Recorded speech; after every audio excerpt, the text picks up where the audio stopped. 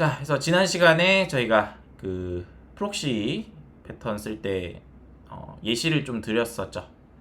그래서 뭐 중국집에서 원래 그 직접 접근, 그러니까 객체 직접 접근할 때는, 그러니까 진짜 중국집에서 주문할 때는 뭐 탕수육 주세요 하면 탕수육을 정확하게 이제 중국집에 주는 거고, 가짜 이제 그 프록시 중국집, 그러니까 혹은 가짜 중국집에서 주문하는 과정은 가짜 중국집에 이제 주문을 하면 진짜 중국집에서 요리를 실제로 해서 주는 건데, 전달만 이제 가짜 중국집을 통해서 이렇게 전달을 한다.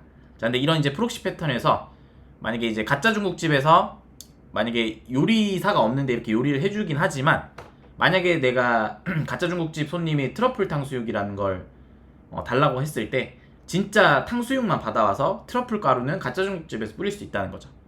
예, 그럼 이제 가짜 중국집은 탕수육 메뉴를 뭐 다른 것들을 좀 만들어서 뭐 트러플도 있고 뭐 사천도 있고 뭐 이런 식으로 해서 내가 이제 위에 소스를 좀 뿌리는 그런 형태를 뭐 해줄 수 있다, 뭐 이렇게 비유를 드렸는데, 이게 결국은 뭐냐, 전처리 후처리를 가능하게 한다. 그래서 내가 실제 객체에 접근할 때 사용자는 몰라요. 사용자는 이게 프록시인지 뭐 객체인지 모릅니다.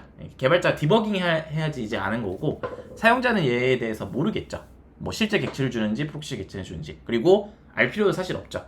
사용자는 뭐예요? 내가 원하는 응답만 받으면 되잖아요. 근데 일단은 내부적으로 이제 프록시 패턴을 이용해서 구현을 하면, 프록시 객체를 통해서 구현을 하면, 사용자가 프록시 객체한테 접근하면 얘가 실제 객체한테 요청을 보내고, 그러면 이제 그 응답을 반대로 해주는데, 지금 현재 이 그래프에서는 어노테이션 트랜잭셔널을 사용하는 과정이에요. 그러니까 트랜잭셔널 어노테이션이라는 거는 내가 어떤 기능을 쓸 때 작업 단위로 묶어놓고, 얘가 뭔가 이 중에서 문제되는 게 생기면 전체를 다시 초기화시키거나, 혹은 문제되는 게 없으면 한 번에 다 반영시키는 거죠.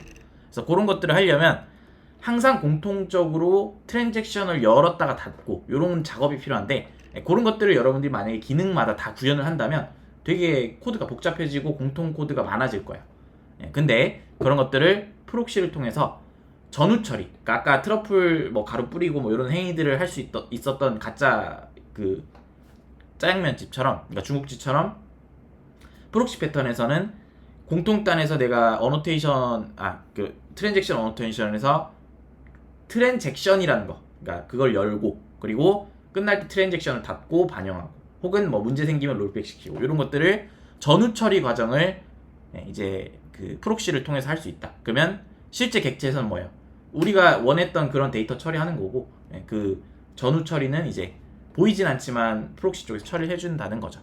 그래서 그걸 하고, 그리고 지난 시간에 이제 디스랑 셀프 하면서 이제 비교했는데, 이게 중요한 건 이제 그것만 기억하세요. 그 프록시가 없으면 트랜잭셔널을 쓸 수 없다. 그러니까 프록시가 적용되지 않으면 트랜잭셔널 어노테이션을 쓸 수 없다. 왜냐면 무조건 전후 처리가 프록시를 통해서 구현이 돼야 되기 때문에. 그래서 그런 설명을 드렸고, 그래서 이제 뭐 디스를 쓰거나 이러면 프록시를 경유하지 않기 때문에 트랜잭셔널을 저희가 어노테이션을 넣어놔도 뭐 적용되지 않고, 이런 것들도 실험을 좀 해봤었죠. 자, 아무튼 AOP랑 이제 얘가 관련된 것도 설명을 드렸는데, AOP가 이제 횡단과심사라에서 그 어떤 기능을 처리할 때 내가 뭐 이렇게 기능이 이렇게 여러 개가 있다면 그 기능들의 공통적으로 처리돼야 되는 로직들, 뭐 그림을 이제 그렸을 때는 뭐 이런 식으로 그렸었는데, 그래서 얘가 뭐 이제 회원, 그리고 게시글, 뭐 댓글, 각각의 이제 어떤 기능들이 있다면 그 기능들이 공통적으로 전후에 처리되는 코드가 있다면 이런 식으로, 그래서 AOP 형태로 이제 기능을 개발하는데, 프록시 패턴, 그러니까 트랜잭셔널 어노테이션에서 처리하는 그런 그 저희 프록시 관련된 그런 처리, 전후 처리 과정이 일종의 AOP라고 생각하시면 됩니다. 그래서 AOP를 그 정도의 개념만 가지고 일단 개념적인 그런 여러 가지 자료들을 한번 참고해 보시면 더 이해가 빠를 겁니다. 그리고 나중에 이제 이런 것들도 한번 기능적으로 한번 구현을 간단하게나마 좀 해보는 그런 것도 해볼 겁니다. 자, 아무튼 여기 그래서 요거를 한번 정리해 주시면 좋을 것 같아요.